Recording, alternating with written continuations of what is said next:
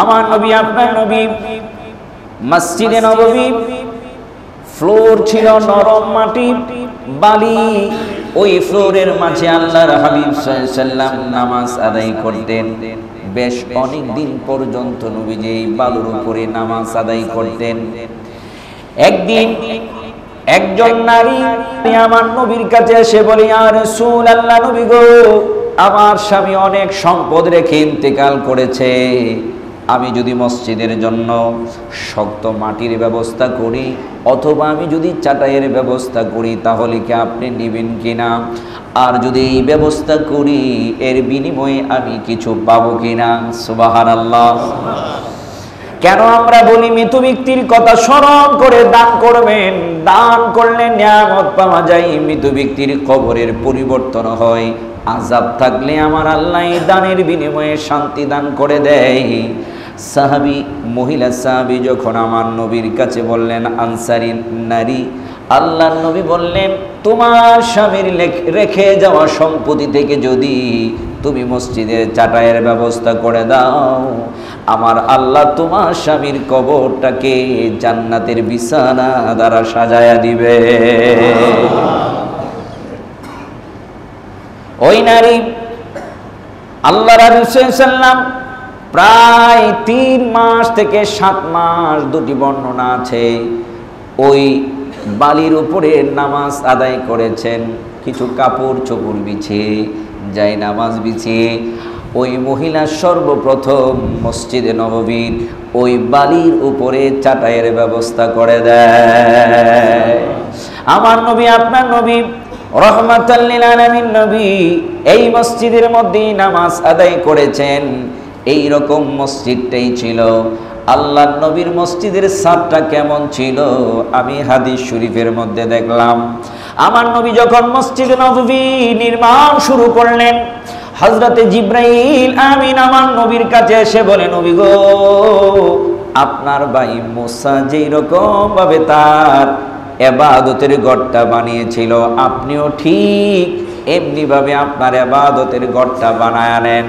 আমার নবী বলেন, কেমন ভাবে আমার ভাই মুসা বানিয়েছিল? জিবরাইল বলে, নবী গো, মুসার ঘরের ছাদটা যখন মুসা নামাজে দাঁড়াইতো নিজের মাথার মধ্যে লাগতো, ঠিক আপনিও আপনার ঘরের ছাদটা এরকম উঁচু করে বানান। সাহাবায়ে কেরাম বলেন, আমরা যখন মসজিদে নববীর মধ্যে নামাজ আদায় করতাম, আমরা মসজিদ নববীর খেজুরের ছাদ আমাদের মাথার তালুর মধ্যে লেগে যেত, আমরা ওই রকম ভাবে নামাজ আদায় করতাম। আমার নবীকে একদিন প্রশ্ন করলাম, নবী গো, আমরা তো ইচ্ছা করলে আমাদের ছাদটাকে একটু উঁচু করতে পারি। নবীজি জবাব দিলেন, আমার ভাই মুসার মতো আমাদের ইবাদতের ঘরটাও বানাইলা। এই কথা থেকে বোঝা যায় আল্লাহ ওয়ালাদের অনুসরণ করা যায়, আল্লাহর প্রিয় বান্দাদের অনুসরণে নিজেকে স্থাপন করা যায়। আমি দাড়ি রাখলাম, টুপি পরলাম, জুব্বা পরলাম, আমার জুব্বাটা যদি আরেকজন আল্লাহ ওয়ালার জুব্বার শুরুতে হয়, মুসা নবীর শুরুতে যেরকম মসজিদে নববীর অবস্থাটা বানিয়েছে, এটা সুন্নতে রাসূল হয়ে যায়। এই জন্য আল্লাহ ওয়ালাদের অনুসরণ, যে আল্লাহওয়ালা এরকম ভাবে জুব্বাটা পড়তেন আমিও ঠিক এরকম ভাবে পড়বো, আল্লাহওয়ালা এরকম টুপিটা পড়তেন আমিও এরকম টুপিটা পড়বো, এটা বেদাত নয়, এটা সুন্নতে রাসূল সাল্লাল্লাহু আলাইহি ওয়াসাল্লাম। আল্লাহওয়ালাদের অনুসরণ করলে আমি আপনিও আল্লাহওয়ালা হতে পারবো। তার বাস্তব নমুনা এই মসজিদে নববী। মুসা আলাইহিস সালাম যেরকম ভাবে নামাজে দাঁড়াইলে মাথার মাঝে ছাদটা লাগতো, আমার নবী বলেন, আমার ভাই মুসা যেরকম ভাবে ইবাদত করতো, ঘরের ছাদটা, তার ইবাদতের ছাদটা, তার ঘরের এই কি বলে ইবাদতের যে ঘরটা ছিল, এই ঘরের ছাদটা যেরকম মাথায় লাগতো, ঠিক এই রকম ভাবে আমার ঘরটাও মসজিদে নববীটাও আমি বানিয়েছি। সুবহানাল্লাহ। আমার বন্ধু বাবারা মায়েরা, এই মসজিদে নববী আল্লাহর নবী রাহমাতাল লিল আলামিন নবী নামাজ আদায় করেন। নবীজি বলেন, সাহাবায়ে কেরাম শুনে রাখো, এই মসজিদের সীমানাটাকে আমি নবী, আমার ভাই, আমার বাবা ইব্রাহিম খলিলুল্লাহ বাইতুল্লাহকে হারাম ঘোষণা করেছে। হারাম মানে হলো বাইতুল্লাহর ভিতরের একটা সীমানা আছে, ওই সীমানার ভিতরে যেই ব্যক্তি ঢুকে যাবে আমার আল্লাহ বলেন ওই ব্যক্তিটা নিরাপদ। সুবহানাল্লাহ। ওই ব্যক্তি ওই জায়গার মাঝে ঝগড়া ফাসাদ করবে না, ওই জায়গার মাঝে সে নিরাপদ থাকবে, আমি আল্লাহর হেফাজতে থাকবে। আমার নবী বলেন আমার বাবা ইব্রাহিম কাবার হেরেমের ঘোষণা করেছে, আমি নবী মসজিদে নববীর সীমানার হেরেমের ঘোষণা করে দিলাম। সাহাবায়ে কেরাম বলেন ইয়া রাসূলুল্লাহ এই হেরেমের ঘোষণা এতে কি? আমার নবী বলেন কিয়ামতের পূর্ব পর্যন্ত এই হেরেমের ভিতরে কাবা এবং মদিনা দাজ্জাল প্রবেশ করতে পারবে না। সুবহানাল্লাহ। আমি হেরেমকে নিরাপদ বলে ঘোষণা করলাম, দাজ্জাল সব জায়গায় যেতে পারবে কিন্তু মসজিদ নববীর এই সীমানার ভিতরে ঢুকতে পারবে না। হাদিস শরীফ পড়লাম, দাজ্জাল উহুদের ময়দানের পাহাড়ের চূড়ায় উঠে দাঁড়াবে, মদিনাতুল মসজিদ নববী থেকে 3 মাইল দূরে। কয় মাইল? 3 মাইল দূরে উহুদের ময়দান। দাজ্জাল উহুদের উঁচু পাহাড়ের উপরে দাঁড়াবে, দাঁড়িয়ে মসজিদে নববীর দিকে বারবার নজর করবে আর বলবে যে এই জায়গাটা আমার জন্য নিষিদ্ধ ঘোষণা করা হলো, আমি দেখতে পাই ওই জায়গায় যাওয়ার জন্য প্রস্তুতি গ্রহণ করি, আমি দেখতে চাই ওই জায়গা থেকে আগুনের কুণ্ডুলে আমার দিকে ঢিল মারা হয়, আমার দিকে নিক্ষেপ করা হয়, আমি দেখি বড় বড় সর্প আমার দিকে হা করে থাকে, মনে হয় ওই দিকে কদম বাড়ালে আমাকে খেয়ে ফেলবে। সুবহানাল্লাহ বলতেন। আল্লাহ রাব্বুল আলামিন মসজিদে নববীকে, হেরেম শরীফকে, দুটি জায়গা, এই দুটি জায়গায় দাজ্জাল প্রবেশ করতে পারবে না। আমার নবী আপনার নবী যে হাদিস শরীফটা মুসলিম শরীফের মধ্যে এসেছে, আল্লাহর হাবিব সাল্লাল্লাহু আলাইহি ওয়াসাল্লাম বলেন قال رسول الله صلى الله عليه وسلم إن إبراهيم حرم مكة নিশ্চয় ইব্রাহিম আলাইহিস সালাম মক্কার হেরেম ঘোষণা করেছে। ওয়া ইন্নী হারামতুল মদিনাতা নিশ্চয় আমি নবী মদিনার হেরেম ঘোষণা করে দিলাম। নবী বলেন আমার বাবা ইব্রাহিম মক্কার হেরেম ঘোষণা করেছে আর আমি নবী মদিনার হেরেম ঘোষণা করলাম। নবী বলেন মা বাইনা লা ইয়াতাইহা লা বাতাইহা লা ইউকতাউ ইজাহুমা ওয়া লা ইউসাদু সাইদুহা। সুবহানাল্লাহি ওয়া বিহামদিহি। আল্লাহর হাবিব সাল্লাল্লাহু আলাইহি ওয়াসাল্লাম বলেন এই দুই হেরেমের মাঝে কাঁটাযুক্ত ঘাস কাটা যাবে না, শিকারকে শিকার করা যাবে না, অর্থাৎ এই জায়গায় যে কিছু আসবে সেই নিরাপদ। সুবহানাল্লাহ। আমার নবী বলেন মক্কাতুল মুকাররমা হেরেম ঘোষণা করেছে ইব্রাহিম খলিল আর আমি মদিনাতুল মুনাওয়ারার হেরেম ঘোষণা করে দিলাম। সুবহানাল্লাহ। এই মদিনাতুল মুনাওয়ারা নিরাপদ। কেমন নিরাপদ? আমার নবী আপনার নবী বলেন মদিনাতুল মুনাওয়ারাটা কেমন নিরাপদ শুনে রাখো। আমি নবী জানায় দিলাম যেই লোকটা হাসরের ময়দানে ফাইসালার পরে জান্নাতে যাবে, ওই লোকটা কিয়ামত পর্যন্ত কি বলে শুরু তার হবে, জান্নাতে প্রবেশ করলো, আবাদুন আবাদ, যার কোনো আর শেষ নাই, ওই জায়গায় সে অবস্থান করবে, নিরাপদ থাকবে। আমি নবী জানায়া দিলাম দুনিয়ার জমিনে কেউ যদি জান্নাতে প্রবেশ করতে চায়, ওই জান্নাতের বাগানের খুশবু নিতে চাই, দুনিয়ার জমিনে আর কোথাও ওই জায়গাটা নাই, একমাত্র আমার মসজিদে নববীতে আমি নবী ঘোষণা করে দিলাম ওই জান্নাতের বাগান রয়েছে। ইয়া রাসূলুল্লাহ মসজিদে নববী কোথায় আমরা জান্নাতের বাগান খুঁজে পাবো? সহিহ বুখারী শরীফের আল্লাহর হাবিব রাহমাতাল লিল আলামিন নবীর হাদিস শরীফটা প্রথম খণ্ডে 253 নম্বর পৃষ্ঠা 1850 নম্বর হাদিসের মধ্যে আসছে। আমার নবী বলেন আমি যেই হুজরা মুবারকের মধ্যে থাকতাম আর যেই হুজরা থেকে কদম ফেলে ফেলে আমি মিম্বারে গিয়ে নামাজের মধ্যে দাঁড়াইতাম, মিম্বারে গিয়ে খুতবা দিতাম। শুনে রাখো আমার উম্মত, আমার হুজরা থেকে মিম্বার পর্যন্ত বারবার আমার কদম পড়েছে। আমি নবী বারবার কদম ফেলে হুজরা থেকে মিম্বরে যাইতাম, মিম্বার থেকে আবার হুজরায় আসতাম। আমার আল্লাহ রাব্বুল আলামিন আমার কদম যেই জায়গাটায় বারবার পড়েছে ওই জায়গাটাকে নিয়ামত বানিয়ে দিল। নবী বলেন, মা বাইনা বাইতি ওয়া মিম্বারি রাউদাতুম মিন রিয়াদিল জান্নাহ। সুবহানাল্লাহ। আল্লাহর নবী বলেন, আমার ঘর আর মিম্বার এর মধ্যখানের যতটুকু জায়গা, এই জায়গাটুকু হলো দুনিয়ার জমিনে জান্নাতের বাগান। সহিহ বুখারীর হাদিস। আমার নবী হুজরা মুবারক থেকে মিম্বার মুবারকে যেতেন, মিম্বার মুবারক থেকে হুজরা মুবারকে আসতেন। আমি আমার মনকে প্রশ্ন করি, ও ফরহাদুল ইসলাম বুলবুলি, অন্য কোথাও অন্য কোন জায়গাকে কেন আল্লাহ জান্নাতের বাগান ঘোষণা করে না? জান্নাতের বাগান ঘোষণা না করার কারণটা হলো এই জায়গাটার মাঝে মিম্বার থেকে হুজরা, হুজরা থেকে মিম্বার, ওই জায়গায় আমার নবীর নূর কদম মুবারক বারবার পড়েছে। বারবার পড়ার কারণে ওই জায়গাটা আল্লাহ জান্নাতের বাগান বলে ঘোষণা করেছে।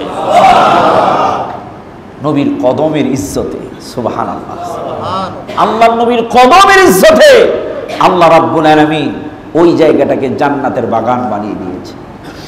আমার নবী, আপনার নবী মদিনাতুল মুনাওয়ারায় মসজিদ নববী বানাইলেন। আশ্চর্যের বিষয় হলো মসজিদে নববীর ওই জায়গায় দূর দূরান্ত থেকে কোনো মেহমান যদি আসতো, মানুষ যদি আসতো, অসুস্থ হয়ে যেত, প্রচন্ড জ্বর তারা লাগতো। আমাদের বাংলাদেশেও আগের মানুষ মহামারীতে আক্রান্ত হতো, ডায়রিয়া, কথা কয় না, ডায়রিয়া। এক এলাকায় ঢুকলে মনে হয় এই এলাকার শেষ মাথা পর্যন্ত প্রত্যেকে আক্রান্ত হতো, মানুষ, অনেক মানুষ মারা যাইত। এটাকে মহামারী বলা হতো। আমার নবী, আপনার নবী মদিনাতুল মুনাওয়ারায় যখন আসলেন, দেখলেন মহামারী, জ্বর হতো, জ্বর। কেউ যদি বাহির থেকে নবীজির সাথে দেখা করতে আসতো, বাহির থেকে কেউ মদিনায় আসলেই মানুষটা অসুস্থ হয়ে যেত। মদিনার নামটা কখন মদিনা হলো? ওই সময় মদিনা ছিল না। আমার নবী, আপনার নবী যখন দেখলেন বাহির থেকে মানুষ আসলেই মদিনায় অসুস্থ হয়ে যায়, নবীজি সাহাবায়ে কেরাম বলেন, ইয়া রাসূলুল্লাহ, নবী গো, মসজিদে নববীতে আসলে মদিনার ভিতরে মানুষ, ইয়াসরিবে মানুষ ঢুকলে অসুস্থ হয়ে যায়, জ্বর আক্রান্ত হয়ে যায়। আমার নবী আমার আল্লাহর কাছে সাথে সাথে দোয়া করলেন, রব্বুল আলামিন, ও মাবুদ, এই মসজিদে নববী সহ মদিনায় যদি মানুষ আসে অসুস্থ হয়ে যায় তাহলে কেমনে হবে?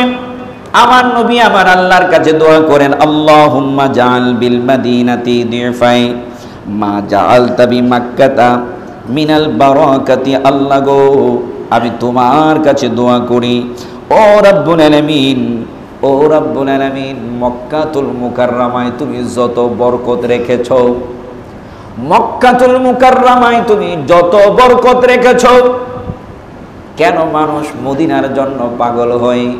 মক্কায় থাকার পরে যখন মদিনায় যাই বলে বড় ভালো লাগে, শান্তি লাগে। মদিনায় লাগার পিছনে কারণ কি? আমার নবীর দোয়া। সুবহানাল্লাহ। আল্লাহর নবী দোয়া করেন, আল্লাহুম্মা জাআল বিল মাদিনাতি দিফাই মা জাআলতা বি মাক্কাতা মিনাল বারাকাত। আল্লাহ, মক্কায় তুমি যত বরকত দিছো। নবীজি আমার আল্লাহর কাছে দোয়া করেন, সহিহ বুখারীর হাদিস। নবী বলেন, আল্লাহ তুমি মক্কায় যত বরকত দিয়েছো, মক্কায় যত বরকত দিয়েছো তার দ্বিগুণ বরকত তুমি মদিনায় দান করো। মক্কায় যত বরকত, মদিনায় তার কত? সুবহানাল্লাহ কন্যা। মদিনায় দ্বিগুণ বরকত। আল্লাহ নবী দোয়া করছেন, আল্লাহ এই মদিনায় মানুষ আসলে যদি অসুস্থ হয় তাহলে দ্বিগুণ বরকত আর কোথায় হলো? আমার নবী দোয়া করতেছেন, আল্লাহুম্মা বারিক লানা ফি সাইনা ওয়া মুদ্দিনা ওয়া সাহহিহা লানা ওয়ানকুল হুম্মাহা ইলাল জুহফাতিন। আল্লাহ গো, মদিনায় আমি তোমার দরবারে দোয়া করি, মানুষ যদি অসুস্থ হয়ে যায় মদিনায় আসলে তাহলে কেমনে হয়? আমার নবী, আপনার নবী এই মহামারীকে দূরে সরাইয়া দিচ্ছেন।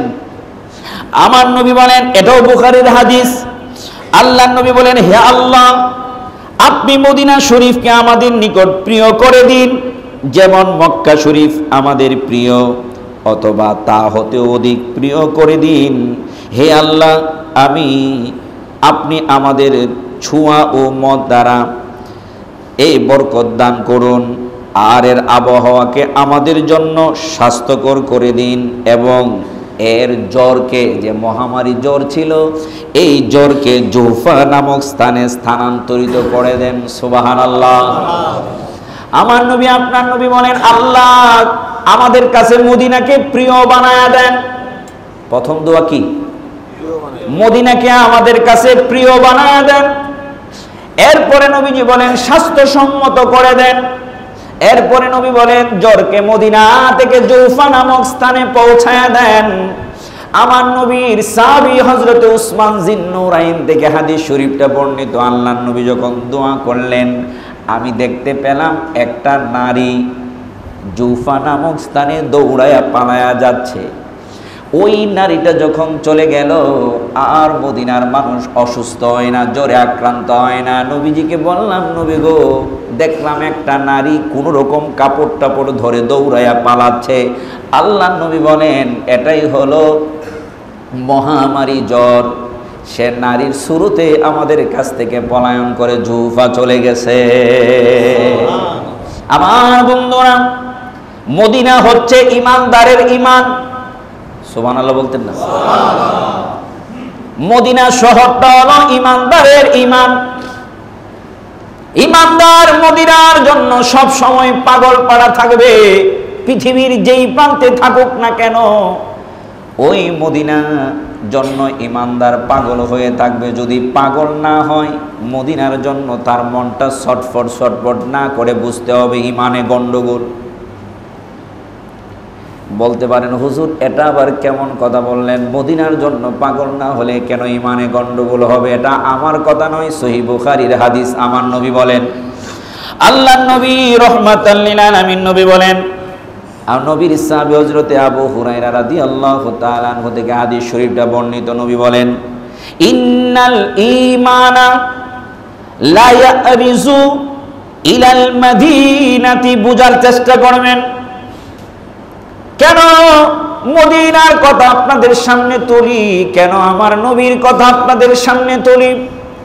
ও বন্ধুরা রে, আল্লাহর নবী বলেন, ইন্নাল ঈমান লা ইয়ারিজু ইলাল মাদিনাতি কামা তারিজুল হাইয়াতু ইলাল হুজরিহা।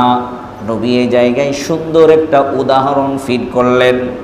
নবীজি বলেন, ইমানদার মদিনার জন্য তার মনটা ছটফট করবে, মদিনায় যাওয়ার জন্য পাগল থাকবে। নবীজি বলেন, একটা সাপ, তার গর্ত তার বাসা, তার গর্তটা হলো তার বাসা। ওই গর্ত থেকে সে খাবারের জন্য, গ্রামের ভাষায় আমরা বলি আদার খাওয়ার জন্য, তার খাবারের জন্য সে যদি অন্য কোথাও দূরে যায়, তার খাবার খাওয়ার পরে আবার পাগলের মতো থাকে, কোন সময় তার গর্তে চলে আসবে, তার ঘরে আসবে। নবীজি বলেন, ইন্নাল ঈমান লা ইয়ারিজু ইলাল মাদিনাতা। একজন ইমানদার ঠিক পৃথিবীর যেই প্রান্তেই থাকুক না কেন, ঠিক সাপটা যেরকম আদার খাওয়ার পরে তার ঘরে, তার গর্তের দিকে আবার আসার জন্য পাগল হয়ে থাকে, তার মাথার মধ্যে টেনশন থাকে তার গর্তে চলে যেতে হবে, ঠিক একজন ইমানদার পৃথিবীর যেই প্রান্তে থাকুক না কেন, তার মনটা মদিনায় যাওয়ার জন্য পাগল হয়ে থাকে। একজন ইমানদার মুমিনের জন্য মদিনা হচ্ছে আসল ঠিকানা। একজন ইমানদারের মনটা ছটফট করতে থাকবে, কখন সে মদিনায় যাবে, কখন সে মদিনায় যাবে। এই জন্য আল্লাহর হাবিব সাল্লাল্লাহু আলাইহি ওয়াসাল্লাম বলেছেন, ও ইমানদার শুনে রাখো, আমি নবী মদিনাতুল মুনাওয়ারায় পর্দা করেছি বলে তোমরা ভাবতে পারো এখন মদিনায় আসলে আর কি হবে, নবী যদি হায়াতে জিন্দেগিতে থাকতেন তাহলে না হয় নবীজিকে দেখতাম গিয়ে। আমার নবী কয় নিরাশ হওয়ার কিছু নাই, আমি নবী তোমাকে জানায়া দিচ্ছি আমার হায়াতে জিন্দেগিতে যেমনি ভাবে আমার সামনে এসে তোমরা আমাকে দেখতে, আমার সাথে জিয়ারত করতে, আমার সাথে তোমাদের সাক্ষাৎ হতো, ঠিক এমনি ভাবে আমার ইন্তেকাল শরীফের পরেও যদি তোমরা আমাকে আসো, আমার হায়াতে জিন্দেগিতে জিয়ারতটা যেরকম ছিল ইন্তেকালের পরেও আমার রওজায় এসে সালাম দিলে ঠিক এমনি ভাবে আমার হায়াতে জিন্দেগিতে সাক্ষাতের মতোই তোমাদের আমার জিয়ারতটা হয়ে যাবে। সুবহানাল্লাহ। আমার কথা নয়, আমার নবীর হাদিস, এটাও বুখারীর মুসলিম শরীফের মধ্যে এসেছে। আমার নবী বলেন, আল্লাহর হাবিব বলেন, যেই ব্যক্তি আমার ইন্তেকাল শরীফের পরে আমার রওজা মুবারকে জিয়ারতের জন্য চলে আসবে, ওই লোকটার ব্যাপারে আমি নবী জানায়া দিলাম, শুনে রাখো, সে যেন আমার জীবিত অবস্থায় আমার সাথে সাক্ষাৎ করলো। সুবহানাল্লাহ। আল্লাহর নবী রাহমাতাল লিল আলামিন নবী এই ব্যাপারে আরো শক্ত কিছু বলেছেন। এই হাদিস শরীফটা আপনাদের সামনে আমি জানায়া দেই। নবী বলেন, মান জারানি মুতাআম্মিদান কানা ফি জাওয়ারি ইয়াউমাল কিয়ামাতি ওয়া মান সাকানাল মাদিনাতা ওয়া সাবার আলা বালাইহা কুনতা লাহু শাহীদান ওয়া শাফিআন ইয়াউমাল কিয়ামাতি ওয়া মান মাতা ফি আহাদিল হারামাইনি বাআসাহুল্লাহু মিনাল আমিনিনা ইয়াউমাল কিয়ামাতি। আল্লাহর নবী বলেন, রাহমাতাল লিল আলামিন নবী বলেন, যেই ব্যক্তি মদিনাতুল মুনাওয়ারাটাকে নিজের জন্য পছন্দ করে নিবে, মদিনাতুল মুনাওয়ারাকে নিজের জন্য পছন্দ করে নিবে, ওই ব্যক্তিটা যদি মদিনাতুল মুনাওয়ারায় ইন্তেকাল করে, আল্লাহর হাবিব বলেন, শুনে রাখো, আমি নবী জানায়া দিলাম, ওই লোকটা যেন আমি নবী হারামের মধ্যে যদি মৃত্যুবরণ করে, কিয়ামতের দিন আল্লাহ তাকে নিরাপত্তা প্রাপ্ত ব্যক্তিদের অন্তর্ভুক্ত করে দাঁড় করাবেন। সুবহানাল্লাহ। আমার নবী আপনার নবী বলেন, যেই ব্যক্তি মদিনাতুল মুনাওয়ারায় অথবা মক্কাতুল মুকাররমার দুই হারামের যে কোনো একটা হারামে ইন্তেকাল করলো, আমার আল্লাহ রাব্বুল আলামিন কিয়ামতের ময়দানে তাকে নিরাপদে উঠাবেন, তার কোনো চিন্তা থাকবে না, আল্লাহ স্বয়ং তার দায়িত্ব নিয়ে নেবেন। সুবহানাল্লাহ। আমার নবী আপনার নবী রাহমাতাল লিল আলামিন নবী বলেন, যেই ব্যক্তি আমার ইন্তেকালের পরেও মদিনাতুল মুনাওয়ারায় চলে গেল, সে যেন আমার জীবিত অবস্থায় আমার সাথে সাক্ষাৎ করলো। বন্ধুরা রে আমার, রাহমাতাল লিল আলামিন নবীর সাহাবী হযরতে আব্দুল্লাহ ইবনে ওমর রাদিয়াল্লাহু তাআলা আনহু থেকে হাদিস শরীফটা বর্ণিত। নবী বলেন, মান হাজ্জা ফাজারা কবরি বাদা মাউতি কানা কামান জারানি ফি হায়াতি। রাহমাতাল লিল আলামিন নবী বলেন, যেই ব্যক্তি হজ করবে অথবা আমার ইন্তেকালের পর আমার রওজা জিয়ারত করবে, সে ওই ব্যক্তির মতোই হবে যে আমার জীবদ্দশায় আমার জিয়ারত করেছে। এই জন্য নবী বলেন, মান যারা কবরি ওয়াজাবাত লাহু শাফাআতি, যেই ব্যক্তি আমার রওজা মুবারক জিয়ারত করলো, ওই ব্যক্তির জন্য আমার শাফায়াত ওয়াজিব হয়ে গেল। যে আমার রওজা মুবারক জিয়ারত করলো, ওই ব্যক্তির জন্য আমার শাফায়াত কি হয়ে গেল? ওয়াজিব হয়ে গেল। তাহলে মদিনার গুরুত্ব আছে না নাই? নবীজির রওজা মুবারকের গুরুত্ব আছে না নাই? এখন আমাদের কাছে মিডিয়াতে হোক, শায়েকরা হোক, বড় বড় পিএইচডি হোল্ডার হোক, ওনারা যদি বলে যে মদিনা হজের কোনো অংশ না, মদিনায় যাওয়ার প্রয়োজন নাই, তাদের কথা শোনার পরে আমরা অনেকে আসি, হজ করে চলে আসি, আমরা মদিনায় যাইতে চাই না। সম্মানিত উপস্থিতি, মদিনা ইমানের বাড়ি। মদিনা কার বাড়ি? ইমানদার মদিনার জন্য পাগল থাকবে। আল্লাহ নবী সাল্লাল্লাহু আলাইহি ওয়াসাল্লাম বলেন, যে ব্যক্তি হজ করলো আর আমার জিয়ারত করলো না, এখানে সত্য কথা আল্লাহ হাবিব সাল্লাল্লাহু আলাইহি ওয়াসাল্লাম বলেছেন, যে ব্যক্তি হজ করলো আমার জিয়ারত করলো না, সে আমার সাথে সৌহার্দ্যপূর্ণ আচরণ করে নাই। নবীজি বলেন, যে ব্যক্তি হজ করলো আর আমার জিয়ারত করলো না, ওই ব্যক্তিটা আমার সাথে ভালো আচরণ করে নাই। কথাটা কি স্বাভাবিক নেওয়া যায়? কত শক্ত কথা। আল্লাহর হাবিব সাল্লাল্লাহু আলাইহি ওয়াসাল্লামের সাথে ভালো আচরণ করলেন না, আপনি হজ হাজী হয়ে যেতে পারবেন, কখনো এই গ্যারান্টি দেওয়া যায় না। কথা কোন ঠিক কিনা? এই জন্য আল্লাহ রাব্বুল আলামিন কুরআনুল কারীমের মাঝে বলেছেন, ইয়া আইয়ুহাল্লাযীনা আমানু লা তারফাউ আসওয়াতাকুম ফাওকা সাউতিন নবী। হে ঈমানদাররা, আমার নবীর কণ্ঠের চাইতে তোমাদের কণ্ঠটা যেন বড় না হয়। নবীর আওয়াজের চাইতে তোমার আওয়াজটা যদি বড় হয়, লা তাজহারু লাহু বিল কাউলি কাজাহরি বাদিকুম লিবাদ আন তাহবাতা আমালুকুম ওয়া আনতুম লা তাশউরুন। আল্লাহ স্পষ্ট জানিয়ে দিলেন, যদি আমার নবীর কণ্ঠের চাইতে তোমার কণ্ঠটা বড় হয়, তাহলে আমি তোমাদের হিসাব দিয়ে দিচ্ছি, আন তাহবাতা আমালুকুম, তোমার কোনো আমল আল্লাহর দরবারে পৌঁছবে না, তোমার কোনো আমল থাকবে না, তোমার আমলের খাতাটা শূন্য থাকবে। লা তাশউরুন, তুমি টেরও পাবে না। তো নবীর কণ্ঠের চাইতে কণ্ঠটা, নবীর কণ্ঠের আওয়াজের চাইতে কণ্ঠের আওয়াজটা বড় হওয়ার ব্যাপারে যদি আল্লাহ এইরকম সতর্কবাণী দিতে পারেন, তোমার কোনো আমল থাকবে না। আর যেই জায়গায় নবীজি স্বয়ং বলেছেন, যেই ব্যক্তি হজ করলো আমার রওজা জিয়ারত করলো না, সে আমার সাথে সৌহার্দ্যপূর্ণ আচরণ করে নাই, আমার সাথে ভালো আচরণ করে নাই, ওই লোকটা কি হাজী হিসেবে আসার সুযোগ আছে? কোরআনের আয়াতে আমাদের স্পষ্ট আল্লাহ জানায়া দিলেন, নবীর সাথে কণ্ঠের আওয়াজটা বড় করে যদি বেয়াদবি করো, তাহলে তোমার আমতাহাবাতা আমালুকুম, তোমার কোনো আমল থাকবে না, সব আমল বরবাদ। এই জন্য সম্মানিত উপস্থিতি, মদিনাতুল মুনাওয়ারা আল্লাহর হাবিব সাল্লাল্লাহু আলাইহি ওয়াসাল্লাম যখন নির্মাণ করলেন, নির্মাণ করার পরে মসজিদে নববীতে 150 জন, ওই সময় 150 জন সাহাবী সবসময় মসজিদে নববীর মধ্যে থাকতো। আল্লাহর হাবিব সাল্লাল্লাহু আলাইহি ওয়াসাল্লাম তাদের জন্য পিছনের দিকে ছোট্ট একটু সাপটার মতো করে দিলেন, ওই জায়গায় তারা সব সময় নবীজির সংস্পর্শে থাকতেন। সুবহানাল্লাহ। নবীজি কেমন ভাবে তারা থাকতেন, আল্লাহর হাবিব সাল্লাল্লাহু আলাইহি ওয়াসাল্লাম তাদেরকে যদি খানা দিতেন তাহলে খেতেন, না হলে তারা ঘর সংসার, চাকরি বাকরি, ব্যবসা বাণিজ্য কিচ্ছু না, সব সময় তাদের অবস্থান ছিল মসজিদে নববীর মধ্যে। যুদ্ধের নামটা ভুলে গেলাম, ওই যুদ্ধে আসহাবে সুফফার প্রায়